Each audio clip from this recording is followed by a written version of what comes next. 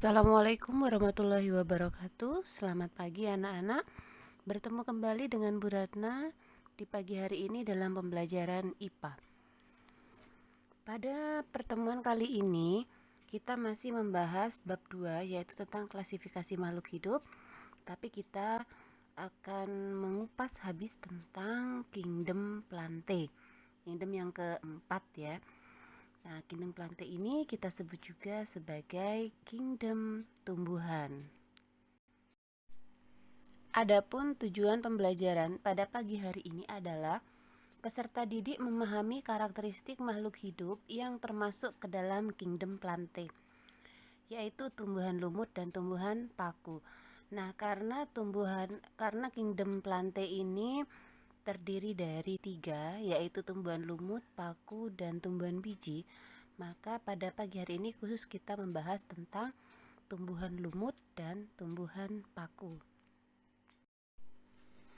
Kingdom Plantae atau yang lebih dikenal dengan tumbuhan adalah salah satu organisme eukariotik multiseluler dengan dinding sel dan klorofil. Masih ingat ya organisme eukariotik?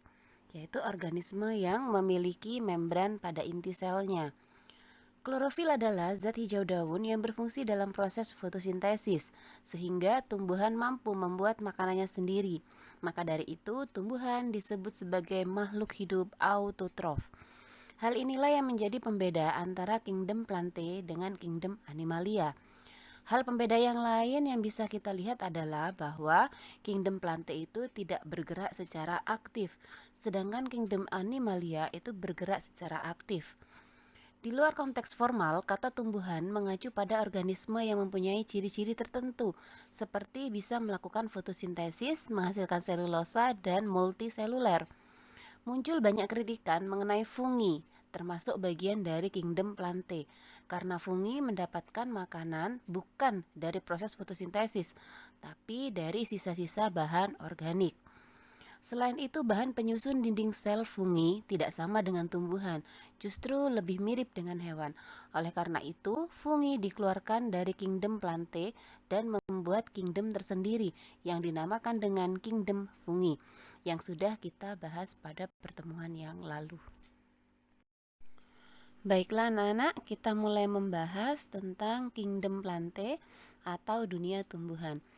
Tumbuhan memiliki karakteristik antara lain dia termasuk makhluk hidup eukariotik, yaitu makhluk hidup yang memiliki membran inti.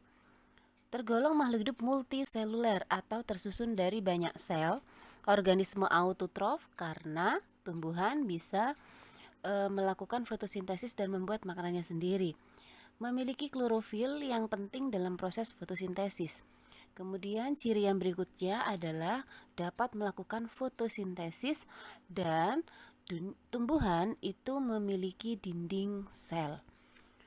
Adapun klasifikasi pada tumbuhan yang akan kita bahas nanti adalah yang pertama ada tumbuhan lumut atau disebut Bryophyta. Ada tumbuhan paku yang disebut Pteridophyta, dan yang ketiga ada tumbuhan berbiji atau disebut dengan Spermatophyta. Pada pertemuan kali ini kita hanya membahas 2 kelompok tumbuhan, yaitu Bryophyta atau tumbuhan lumut dan Pteridophyta dan tumbuhan paku ya. Nah, yang pertama kita akan bahas tentang lumut. Lumut dalam bahasa ilmiahnya disebut dengan Bryophyta. Lumut ini merupakan divisi tumbuhan yang tidak memiliki akar dan daun sejati, tetapi lumut ini bisa menyerap unsur hara dan dia bisa berfotosintesis. Tumbuhan lumut berasal dari bahasa Yunani yaitu bryon yang berarti lumut, sedangkan piton yang berarti tumbuhan. Di mana yang kita ketahui bahwa setiap jenis tumbuhan lumut memiliki ciri yang berbeda, namun ada pula yang hampir sama. Tumbuhan lumut ini biasanya berwarna hijau karena tumbuhan lumut memiliki sel-sel dengan plastid yang menghasilkan klorofil, sehingga lumut bisa melakukan proses fotosintesis. Yang pertama kita bahas yaitu tentang struktur tumbuhan lumut. Silahkan kalian perhatikan bagian-bagian dari tumbuhan lumut. Tumbuhan lumut itu tidak memiliki akar, batang, dan daun sejati. Akar, batang, dan daunnya itu serasa menyatu. Akar dari tumbuhan lumut itu disebut akar semu atau rhizoid. Ya, rhizoid ini melekat pada substrat dan mengangkut air serta zat hara ke seluruh bagian tubuh. Kemudian di bagian atas itu ada sporangium. Sporangium ini adalah tempatnya spora atau disebut dengan kotak spora. Dalam daur hidupnya, tumbuhan lumut itu mengalami dua macam fase hidup, yaitu yang pertama tumbuhan lumut fase gametofit. Fase gametofit ini adalah fase di mana tumbuhan lumut itu menghasilkan sel kelamin jantan atau antheridium dan sel kelamin betina atau archegonium. Fase gametofit ini merupakan fase dominan pada tumbuhan lumut. Nah, fase dominan ini kalau kita lihat sehari-hari, lumut yang kita lihat sehari-hari adalah merupakan fase gametofit, sehingga fase gametofit ini adalah yang dominan. Kemudian fase yang kedua yaitu fase sporofit, di mana tumbuhan lumut itu mengalami atau menghasilkan spora. Fase sporofit merupakan fase yang tidak dominan, hidup menempel pada gametofitnya. Nah, jadi di sporangium itu karena dia menghasilkan spora, maka sporangium itu disebut fase sporofit. Sedangkan tumbuhan lumut yang kita lihat sehari-hari itu merupakan fase gametofit karena menghasilkan sel kelamin jantan dan sel kelamin betina. Nah, pergiliran keturunan antara fase gametofit dan fase sporofit pada daur hidup lumut ini disebut dengan proses metagenesis. Untuk lebih jelasnya bagaimana proses metagenesis, maka perhatikan penjelasan saya berikut ini. Siklus metagenesis pada tumbuhan lumut adalah pergiliran keturunan yang dialami oleh tumbuhan lumut meliputi dua fase, yaitu fase sporofit dan fase gametofit. Fase sporofit adalah fase di mana tumbuhan lumut menghasilkan spora, sedangkan fase gametofit adalah fase di mana tumbuhan lumut menghasilkan alat kelamin jantan dan alat kelamin betina, atau menghasilkan sel kelamin jantan dan sel kelamin betina. Di gambar seperti yang kalian lihat, tumbuhan lumut yang kita lihat sehari-hari itu yang berwarna hijau. Nah, yang berwarna hijau itu adalah lumut yang kita lihat sehari-hari, dia mengalami fase gametofit. Jadi, bisa kita simpulkan bahwa fase yang dominan, fase metagenesis yang dominan pada tumbuhan lumut itu adalah fase gametofit, yaitu fase yang menghasilkan sel kelamin jantan dan sel kelamin betina. Berikut ini akan saya jelaskan bagaimana proses metagenesis yang terjadi pada tumbuhan lumut. Nah, pada tumbuhan lumut ada bagian yang berwarna coklat. Yang berwarna coklat itu yang panjang. Nah, ini dia. Nah, ini adalah sporogonium. Sporogonium adalah tempat letak di mana spora itu berada. Jadi di dalam sporogonium itu mengandung spora. Spora yang sudah masak ini akan memecahkan sporogonium, sehingga spora yang ada di dalam sporogonium itu akan berhamburan keluar. Nah, jika spora tadi jatuh di tempat yang lembab, maka akan menghasilkan protonema. Protonema akan tumbuh menjadi tumbuhan lumut dewasa. Nah, tumbuhan lumut dewasa ini akan memiliki alat kelamin jantan dan alat kelamin betina.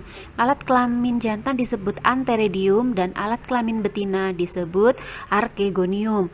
Antheridium atau alat kelamin jantan akan menghasilkan sperma, sedangkan alat kelamin betina menghasilkan sel ovum atau sel telur. Nah, jika sperma ini menuju ke sel telur, maka di sana akan terjadi proses fertilisasi. Ya, jadi terjadi proses pembuahan. Sperma akan membuahi sel telur sehingga membentuk zigot. Zigot akan tumbuh menjadi sporogonium, itu yang batangnya coklat. Nah, itu sporogonium, di mana di dalam sporogonium itu memiliki atau terdapat spora. Setelah memperhatikan penjelasan dari saya, maka kita bisa menuliskan metagenesis lumut itu dalam suatu bagan. Silakan kalian perhatikan bagan berikut ini.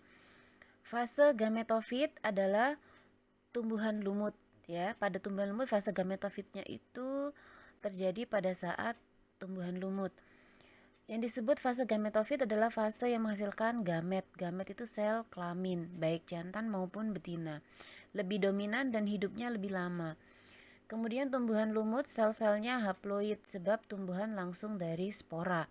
Fase sporofit adalah pada saat sporogonium, yaitu fase yang menghasilkan spora. Hidupnya tidak lama, sel-selnya diploid sebab tumbuh dari zigot. Nah, untuk lebih jelasnya silakan kalian pahami skema metagenesis dari tumbuhan lumut. Spora yang jatuh di tempat lembab menjadi protonema. Protonema tumbuh menjadi tumbuhan lumut dewasa. Tumbuhan lumut menghasilkan sel kelamin jantan yaitu antheridium dan sel kelamin betina archegonium.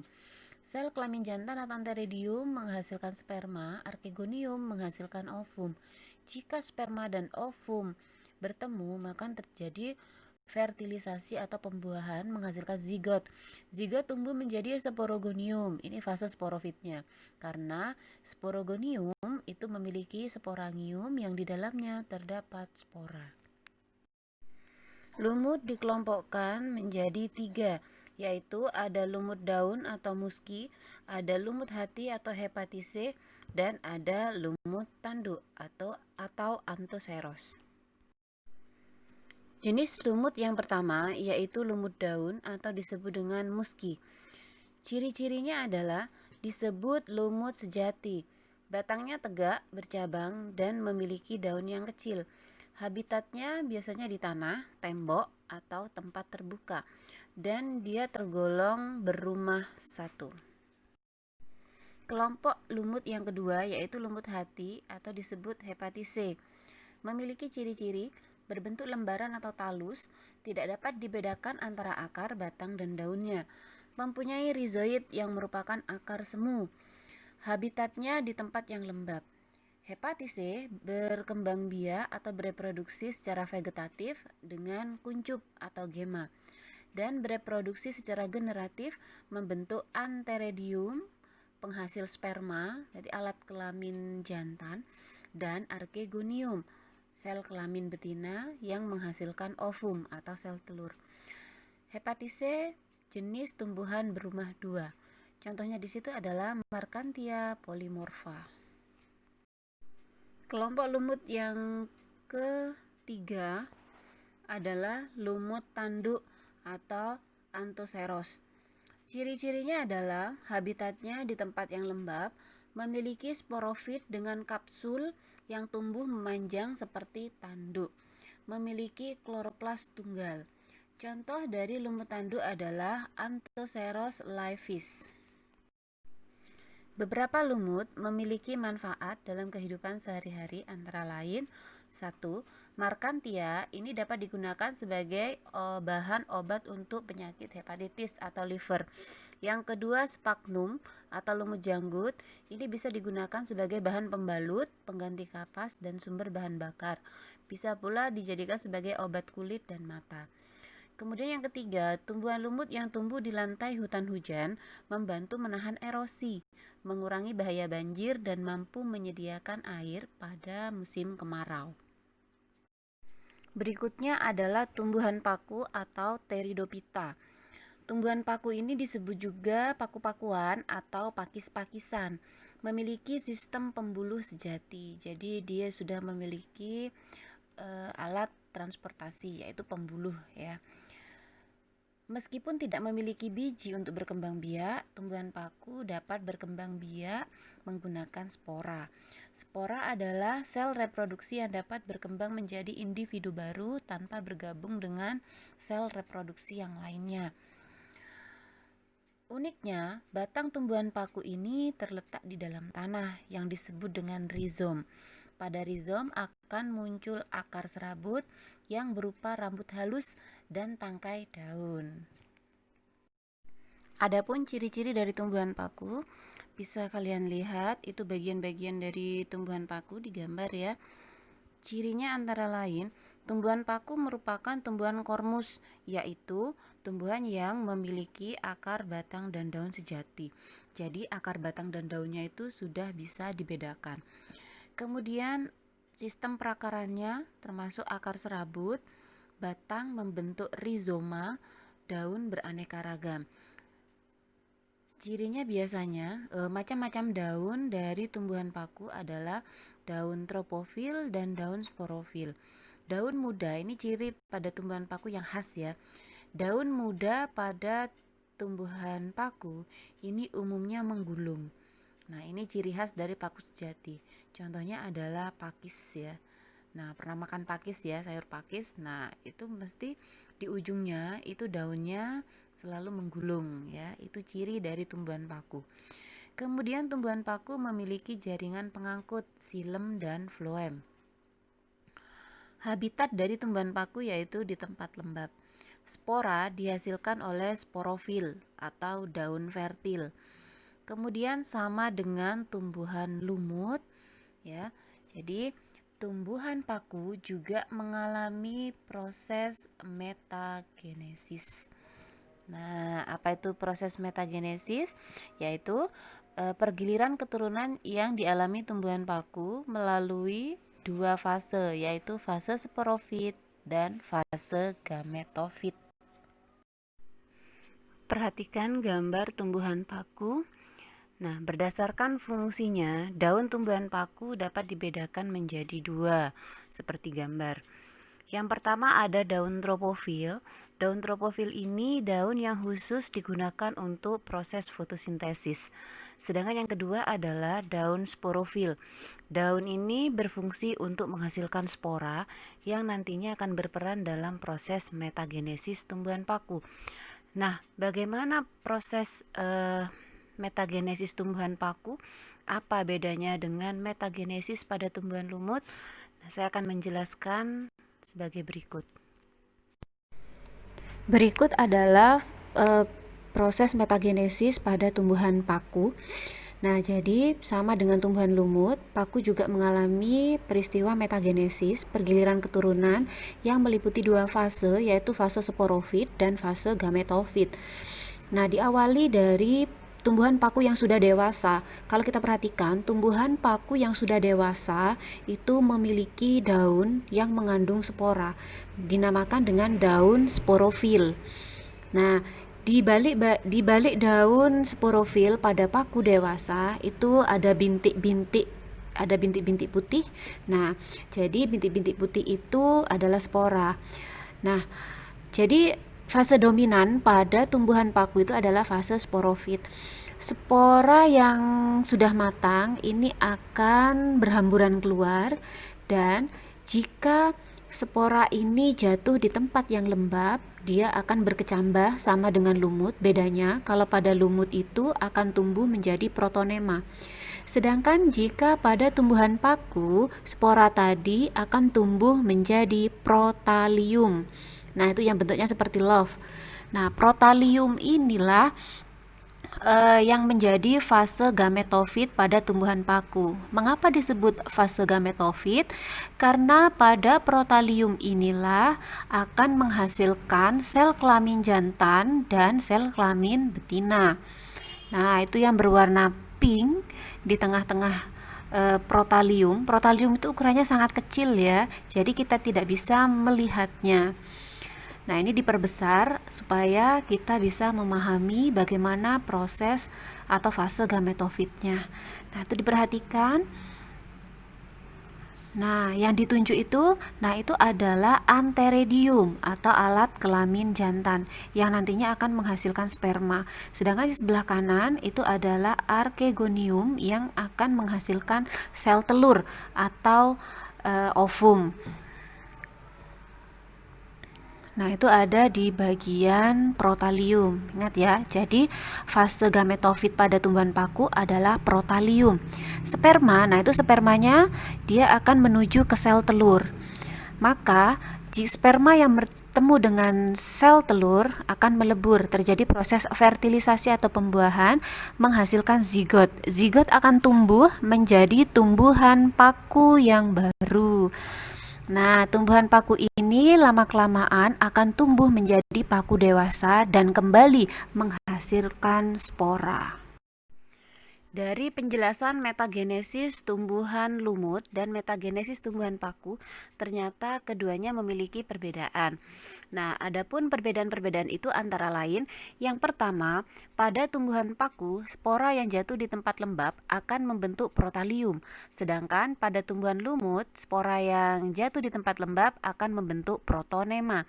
Hati-hati jangan terbalik ya, kalau tumbuhan paku protalium, kalau tumbuhan lumut protonema. Kemudian perbedaan yang kedua, pada tumbuhan paku, fase dominannya adalah fase sporofit, yaitu fase yang menghasilkan spora. Jadi tumbuhan paku yang kita lihat sehari-hari itu adalah fase sporofit karena menghasilkan spora. Sedangkan fase dominan pada tumbuhan lumut adalah fase gametofit karena lumut yang kita lihat sehari-hari itu adalah menghasilkan sel kelamin jantan dan sel kelamin betina. Nah, perbedaan yang ketiga, fase gametofit pada tumbuhan paku itu adalah protalium, sedangkan fase gametofit pada tumbuhan lumut adalah tumbuhan lumut itu sendiri. Perbedaan berikutnya, fase sporofit pada tumbuhan paku adalah tumbuhan paku itu sendiri, sedangkan fase sporofit pada tumbuhan lumut adalah sporogonium. Ini yang menghasilkan spora. Perbedaan berikutnya kalau dari sistem perakaran. Tumbuhan paku memiliki akar serabut karena dia sudah memiliki akar sejati. Sedangkan pada tumbuhan lumut, akarnya masih berupa rhizoid atau akar semu. Kemudian perbedaan berikutnya, pada tumbuhan paku, dia sudah memiliki xilem dan floem sebagai berkas pengangkut. Dan tumbuhan lumut tidak memiliki berkas pengangkut. Untuk lebih jelasnya, perbedaan antara lumut dan paku kalian bisa lihat di tabel ya. Ciri-cirinya, untuk struktur tubuh lumut itu belum memiliki akar batang dan daun sejati. Paku sudah memilikinya. Kemudian akar lumut itu berupa rhizoid, akar paku sudah serabut ya, akar sejati. Kemudian lumut itu termasuk atracheophyta, artinya tidak memiliki berkas pengangkut. Sedangkan paku dia termasuk tracheophyta, berarti memiliki berkas pengangkut, yaitu xilem dan floem. Spora pada tumbuhan lumut akan tumbuh menjadi protonema, sedangkan pada tumbuhan paku akan tumbuh menjadi protalium. Kemudian dalam metagenesisnya, tumbuhan lumut, fase gametofitnya adalah tumbuhan lumut. Kalau pada paku, fase gametofitnya adalah protalium. Fase sporofit pada tumbuhan lumut adalah sporogonium, pada tumbuhan paku adalah tumbuhan paku itu sendiri. Fase yang dominan pada metagenesis lumut adalah gametofit, sedangkan fase dominan pada paku adalah sporofit. Ukuran dari lumut adalah kecil, ya, ukuran dari tumbuhan paku itu lebih besar. Berikutnya kita akan membahas tentang pengelompokan atau klasifikasi dari tumbuhan paku. Ada 4 kelompok di sana. Yang pertama ada kelompok Psilophyta, yang kedua Lycophyta, yang ketiga Sphenophyta, dan yang keempat Pterophyta. Bagaimana ciri-cirinya? Kita bahas. Yang pertama, Psilophyta atau dikenal dengan paku purba, merupakan tumbuhan paku yang paling sederhana, memiliki batang yang beruas atau berbuku nyata. Pada batang tumbuh daun-daun kecil yang berbentuk sisik. Sporangium terletak di ketiak daun, disebut synangium. Contohnya adalah Psilotum sp. Untuk lebih jelasnya tentang paku purba, silakan kalian lihat gambar berikut. Itu letak sporangiumnya ya, yang menghasilkan spora ada di ketiak daunnya. Kelompok paku yang kedua yaitu Lycophyta atau disebut dengan paku kawat. Ciri-ciri dari Lycophyta, daunnya berbentuk sisik dan tersebar pada batang yang padat.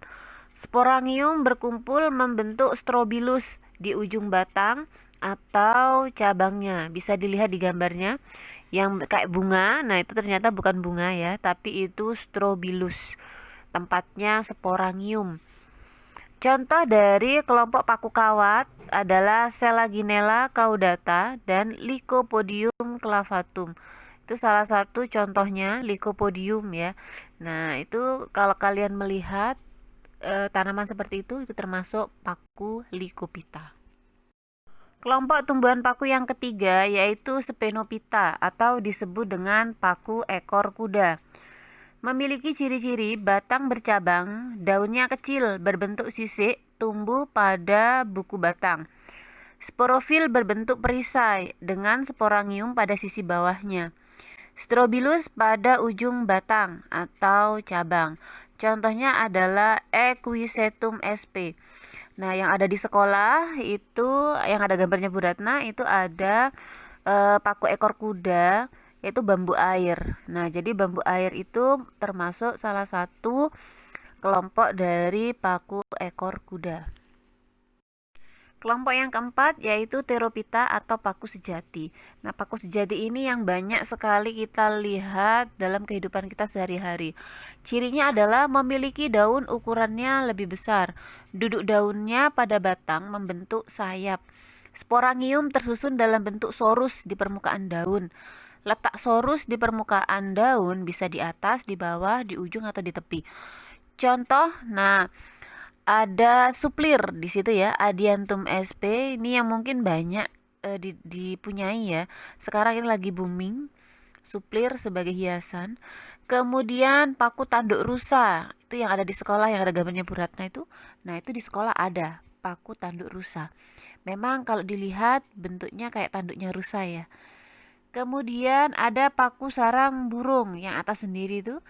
Nah, itu juga termasuk paku sejati. Kemudian semanggi. Nah, ini biasanya digunakan untuk sayur. Bisa dimakan ya semanggi ini. Biasanya banyak terdapat di sawah. Kemudian paku tiang. Nah, ini juga sering kita lihat.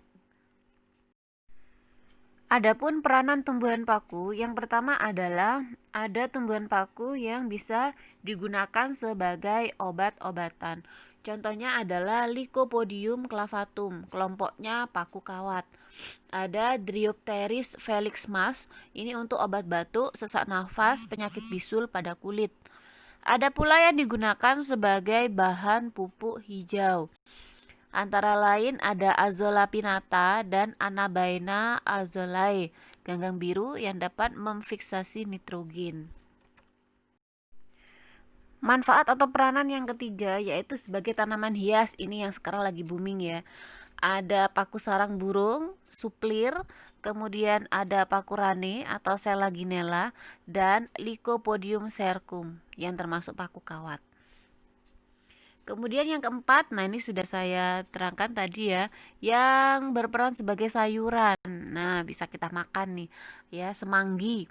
Ada semanggi, Marsilea crenata dan ada paku tiang, Alsophylla glauca. Nah, itu tadi penjelasan dari saya tentang dunia tumbuhan, masih dua kelompok ya, yaitu lumut dan paku. Kita akan lanjut ke pertemuan berikutnya, yaitu kita bahas tentang tumbuhan biji. Sampai jumpa pertemuan berikutnya. Wassalamualaikum warahmatullahi wabarakatuh.